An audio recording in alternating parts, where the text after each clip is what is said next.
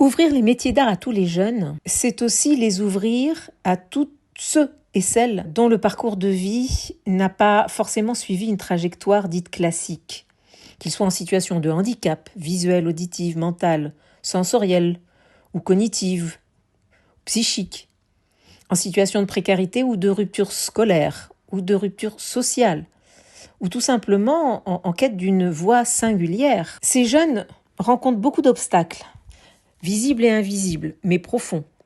Des freins, des sentiments d'exclusion, des fragilités de l'estime de soi, un manque de représentation positive, des défaillances dans l'accueil qu'on leur réserve. Donc s'adresser à eux implique d'aller au-delà des formats standardisés, de questionner nos méthodes, de nous adapter à les accueillir, d'adapter nos dispositifs, nos espaces, d'adapter notre savoir-faire à leur rythme, nos outils à leur personnalité, à leurs difficultés, à ce qui est facilitant ou aidant, d'organiser un accompagnement humain et une écoute très active appropriée à chacun d'entre eux. Cela suppose d'engager un dialogue respectueux, de répondre à leurs besoins et à leur rapport au monde.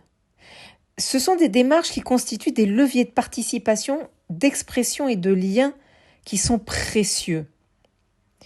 Par ailleurs, très loin du modèle académique et classique, les métiers d'art sont à même de valoriser ces formes d'intelligence partagée, ce rapport à l'espace différent, ce rapport à soi enrichi, avec un geste, un rapport à la matière, à la sensorialité, à la précision, à l'attention, qui n'est pas forcément à la portée de tout le monde, mais qui peut être à la portée justement de ces êtres extraordinaires qui pensent, qui touchent, qui approchent et qui comprennent différemment. Autant de dimensions qui sont susceptibles de restaurer de l'estime de soi, de raviver le désir d'apprendre et de favoriser l'autonomie dans un cadre qui se veut rassurant, structurant, porteur de sens.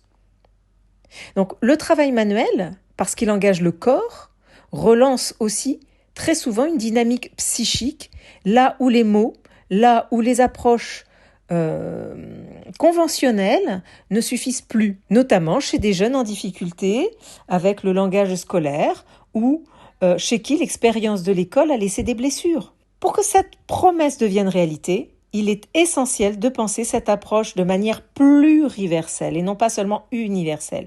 Universelle nous invite à chercher une solution unique qui conviendrait absolument à tout le monde.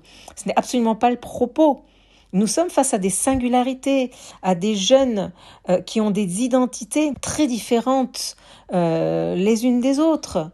Et il faut aborder ça non pas comme une contrainte, mais réellement comme une richesse. Aller vers ces jeunes, c'est construire des formats et des voies de transmission plus justes, plus inventives, mieux incarnées. C'est aussi affirmer que la diversité des parcours et des capacités est une vraie chance pour les savoir-faire d'excellence.